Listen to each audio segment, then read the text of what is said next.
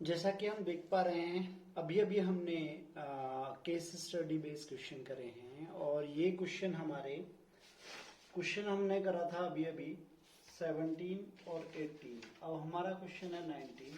ये 19 क्वेश्चन हमारा क्या कह रहा है उसे जरा देखेंगे। एक्चुअली 19 क्वेश्चन में छोटी सी प्रॉब्लम है कि इसने कुछ ना कुछ गड़बड़ करी हुई है।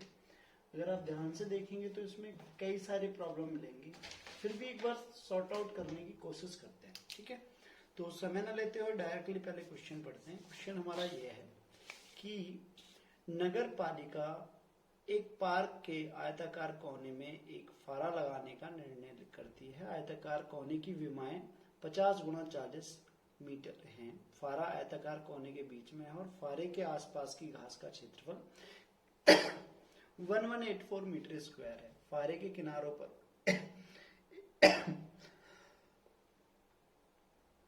एक 6 मीटर गुणा 4 मीटर चौड़ा सीमेंट का रास्ता है और शेष क्षेत्र में पानी भरा हुआ है जैसा कि चित्र में दिया गया है। ठीक है, अब डायरेक्टली हम बात करते हैं। यहाँ पे इंग्लिश में आप पढ़ लेना जैसा दिया हुआ है, ये जैसा चित्र में दिखा रखा है। उसके बाद देखो यहाँ पे जो इसने डिजाइन लिया है ये पानी है। ठीक है, जैसा इसने यहाँ पे दिखा रखा है। 6 मीटर इधर से काट रहा है तो 6 मीटर इधर से कटेगा, हाँ या ना। 6 ऊपर से जा रहा है तो 6 नीचे से जाएगा। 4 इधर से जा रहा है तो 4 यहां से जाएगा, हाँ या ना। ठीक है, तो अगर इसकी चौड़ाई देखिए, लंबाई जो लेंथ है ये L है, ये 50 है और जो ब्रेथ है उसकी वो 40 है। ठीक है, कितनी दे रखी है लंबाई हमारी? लंबाई उसने दे रखी है 50 और चौड़ाई दे रखी है 40। अगर हम देखेंगे यहाँ पे सिंपल सा कि अगर 6 यहां से खत्म कर दें, 6 इधर खत्म कर देते हैं तो 6 6 12, 50 में से 12 गए तो हमारे पास कितने बचेंगे बताओ भाई। 50 में से हम 12 माइनस करते हैं, 10 में से 2 गए 8, 4 में से 1 गया 3। मतलब कि हमारे पास जो लेंथ है अंदर, जो इसका फारा लगाएगा तो उसकी 38 लेंथ हो जाएगी और जो ब्रेथ हो जाएगी उसकी, उसमें से 4 और 4 8, 40 में से 8 गए तो 32। अकॉर्डिंग जो उसने बोल रखा है हमारे अकॉर्डिंग ये बचेगा। सबसे पहले हमने चित्र कर लिया। अब पहला क्वेश्चन कह रहा है कि फारा और सीमेंटेड पथ के संयुक्त क्षेत्रफल के लिए द्विघात समीकरण। मतलब फारा और सीमेंटेड पथ जो ये बना हुआ है इसके लिए हमसे पहले कह रहा है समीकरण कैसे बनेगी। देखो, अगर समीकरण बनाओगे तो आपको लगेगा समय। इस समय को ना लगाते हुए हम डायरेक्टली ये देखें कि पहले इनका फैक्टराइजेशन करो। इसका फैक्टराइजेशन हो रहा है आपसे? नहीं हो पा रहा है। इसका फैक्टराइजेशन हो रहा है? नहीं हो पा रहा है। एक तो इसका होगा और एक इसका होगा। ठीक है ना। अब ध्यान से देखिए जरा, मैं आपको बहुत सिंपल सा समझाता हूँ। तो सबसे पहले हम फैक्टराइजेशन करते हैं। तो फैक्टराइजेशन करते समय हमने क्या करना है, सबसे पहले हम बी ऑप्शन और सी ऑप्शन इन दोनों में से इन दोनों में से चुनते हैं। तो पहले 296 का हम फैक्टराइजेशन करते हैं। 2 से काटो, 2 एकम 2। ठीक है, 2 चौक 8, 2 अट्ठे 16। क्लियर है। फिर 2 से काटो, 2 सत्ते 14, 2 चौक 8। फिर 2 से काटो, 2 तिया 6, 2 सत्ते 14। अब 37, 37 कटेगा नहीं। 37 में गुणा कर लो 2 दूनी 4 दूनी 8 की, तो आपका आंसर आएगा 296। और 37 में यदि 8 जोड़ोगे तो आप 45 आएगा। कितना आएगा? 45। वैसे तो एक्चुअल में हमारा यही आंसर है, फिर भी एक बार वहां चलते हैं। 180 के फैक्टराइजेशन करिए आप पहले। 180 के फैक्टराइजेशन करेंगे तो आप 2 से काटेंगे, 2 नाम 18। फिर 2 से काटेंगे तो आपके पास 45 आएगा। फिर आप 2 से काट नहीं सकते, 3 से काटो, 3 गुम 3, 3 पंजे 15। फिर अब 3 से काटो, 3 पंजे 15। फिर किससे काटो? 5 से काटो ऐसे। ठीक है, अब काटने के बाद ऑलरेडी जो 4 है, इस 4 का 2 गुणा 2 फैक्टराइजेशन होगा। अब ध्यान से देखना जरा, इसको जोड़ते हैं। इससे क्या हमारा 45 होगा, जोड़ने पे 45 आ रहा है। 5 तिया 15, 15 ती 45, ये तो यहीं पे बैठ रहा है। 5 तिया 15, 15 हो गए यहाँ पे। 3 चौक 12, 12 चौक 48, ये ज्यादा बैठ रहा है। क्या कर रहा है? ज्यादा बैठ रहा है, क्योंकि हमें जोड़ने पर 45 आना चाहिए। 45 किस किस प्रकार से आ रहा है देखो, 20 में यदि आप 25 जोड़ देते हो तो कितना आएगा? 45 आएगा। 30 में यदि आप 15 जोड़ देते हो तो भी कितना आएगा? 45 आएगा। ठीक है, 15 थी 45। वैसे भी जोड़ने पे भी और इनकी गुणा करने पे भी आएगा।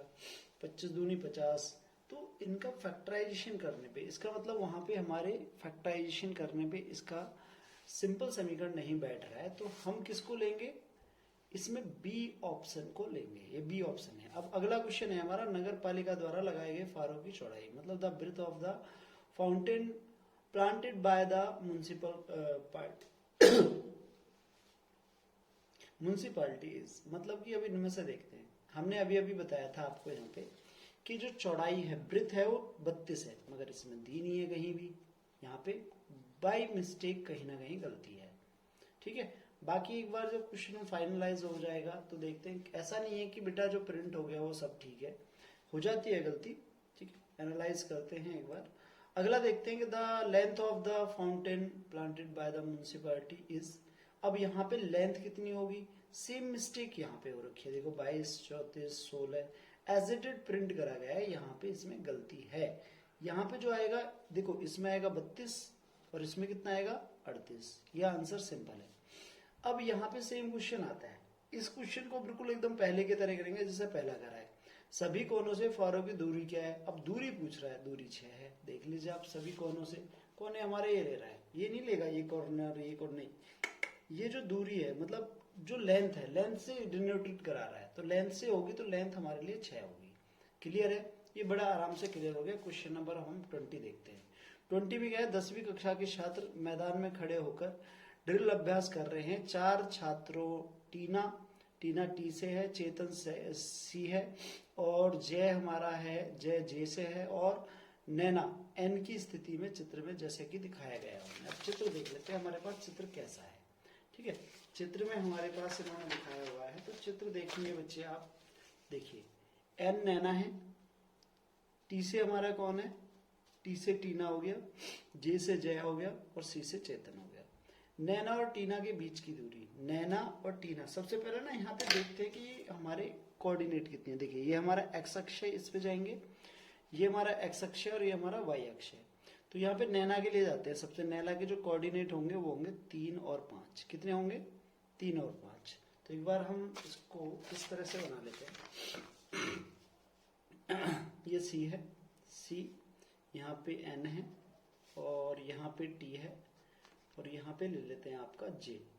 इस प्रकार से हमें कोऑर्डिनेट, अब कोऑर्डिनेट लेने के लिए हमें ये देखना पड़ेगा, इसके हैं 3, 5, फिर इसके लेते हैं 1 और 5 और 1, 5 और 1। पहला वाला जो ये है ये एक्स है, ऊपर की तरफ जाएंगे तो वाई है। अब जे पे आ जाइए, जे पे 7 और 5, 7 और 5, फिर आते हैं टी पे है हमारा 5 और 9, 5 और 9 हो गया यहाँ पे, ठीक है।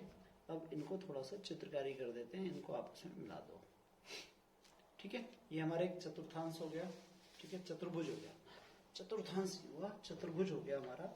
और इस प्रकार से इसने कहा कि नैना और टीना के बीच की दूरी, देखिए नैना और टीना कहाँ, ये रहे, इनके बीच की दूरी, डिस्टेंस फॉर्मूला आपको पढ़ाया था, उसके अकॉर्डिंग आप इसमें लगा दोगे, x2 माइनस x1 और प्लस में y2 माइनस y1। इतना हमारे पास समय नहीं है, हम इतना टाइम नहीं लगाएंगे, सिंपल सा देखिए, ठीक है। होल स्क्वायर करेंगे तो मैं डायरेक्टली आपको समझाने की कोशिश करता हूँ, वैसे इसमें डिस्क्रिप्शन में जाओगे तो चैप्टर 7 की आपको वीडियो मिल जाएगी, ठीक है। चैप्टर 7 की वीडियो जाके देखिएगा, वहां पे सब कुछ है। अब यहाँ पे देखेंगे आपके हमें क्या करना है, देखिए 5 में से 2 गया, 5 में से 3 गया तो 2 का स्क्वायर, प्लस में 9 में से 5 गया 4 का स्क्वायर, 2 दूनी 4, 4 चौक 16, दोनों को जोड़ दो कितना आ गया 20, अंडर रूट 20 है। यहाँ पे कहीं है अंडर रूट 20, कहीं भी नहीं दिख रहा है। मगर जब अंडर रूट 20 नहीं है तो अंडर रूट 20 को कैसे लिख सकते हैं हम, 2 दूनी 4 पंजे 20, 2 अंडर रूट क्या लिख सकते हैं, 2 अंडर रूट 5। ऑप्शन में है, ऑप्शन डी है, ऑप्शन आपका डी, ऑप्शन डी है यहाँ पे। आगे चलिए, चेतन और टीना के मध्य बिंदु के निर्देशांक, देखिए मध्य बिंदु के निर्देशांक का फॉर्मूला आपको बताया था, ठीक है। हमारे पास कौन है, इसने बोला है कि चेतन का है ये रहा, और टीना का है यहाँ पे ये रही, ठीक है। चेतन और टीना के बीच की दूरी, पहले इनके कोऑर्डिनेट देख लो। चेतन के कोऑर्डिनेट में आएंगे तो यहाँ पे क्या है, चेतन के पास 5, ठीक है। देखिए ध्यान से, चेतन और टीना के मध्य बिंदु के निर्देशांक, मध्य बिंदु के निर्देशांक का फॉर्मूला था x1 प्लस x2 अपॉन 2, और y के लिए y1 प्लस y2 अपॉन में 2, ये होता है सिंपल। अब चेतन क्या है, 5 प्लस 5 बटे 2 बराबर में 10/2 काटेंगे तो 5, यहाँ पे 9 और 1 10, 10/2 काटेंगे तो 5, 5 और 5 आ रहा है, ऑप्शन में है ए ही ऑप्शन है इसका। चारों छात्र किस प्रकार के आकार में खड़े हैं, अब ये कंफर्म करना पड़ेगा सबसे पहले। तो सी और आई मतलब कि इन दोनों के बीच की दूरी, इन दोनों के बीच की दूरी, इन दोनों के बीच की दूरी, इन दोनों के बीच की दूरी, ये कंफर्म करोगे और ये दूरी निकालने के बाद आप निकालोगे कि क्या है, आयत है, वर्ग है, ये आप कंफर्म करोगे। ठीक है, फटाफट निकालेंगे और इजीली इसका फॉर्मूला है, डिस्टेंस फॉर्मूला लगेगा। कपिल का स्थान एक्स वाई और जय और चेतन से समान दूरी पर है। कपिल का स्थान, कोई कपिल है, कपिल यहाँ पे नहीं है, अलग ले लेते हैं। ठीक है, और एक्स और वाई के बीच के संबंध मतलब रिलेशन पूछ रहा है, इसमें हमारे पास इक्वली डिस्टेंस का फॉर्मूला लगेगा, वो भी डिस्टेंस मतलब यहाँ पे कपिल है मान लेते हैं। अब कपिल ने क्या कहा है, कपिल कह रहा है कि कपिल जय और चेतन, जय का ये रहा, ठीक है, जे के ये रहा यहाँ पे और चेतन ये रहा, तो हमारे पास फॉर्मूला क्या आएगा, सी के का स्क्वायर बराबर में के जे का स्क्वायर, ये वाला फॉर्मूला लगा के इसका दोनों का रिलेशन कंफर्म हो जाएगा। चारों छात्रों के बीच एक क्षेत्रफल वर्ग इकाई में है, मतलब जो चारों का है, हमें क्या निकालना है कंफर्म, ये तो पता चल गया ये वर्ग है, देखो हमें दिमाग नहीं लगाना बिल्कुल भी, क्योंकि कपिल का स्थान ये चीज होगी। अब इस क्वेश्चन को पढ़ेंगे यहाँ पे तो वर्ग इकाइयों में है मतलब सारा, ठीक है, क्या है हमारे पास स्क्वायर यूनिट में है, ये तो कंफर्म हो गया। चारों छात्रों के बीच का क्षेत्रफल निकालना है हमें, जो भी निकालना है, तो सबसे पहले हमें क्या करना है, क्षेत्रफल कैसे निकलेगा, पहले ही कंफर्म करेंगे कि ये क्या है हमारे पास, रेक्टेंगल है, स्क्वायर है, रोम्बस है, काइट है, इसे कंफर्म करके हम यहाँ पे फॉर्मूला लगा देंगे और इजीली हो जाएगा। इसके लिए आप चैप्टर 7 की वीडियो अवश्य देखें। ठीक है, और माय डियर स्टूडेंट, सॉरी मैं आपसे क्षमा चाहता हूँ, मेरा मन था कि मैं पूरी वीडियो बनाऊं बट बना नहीं पाया,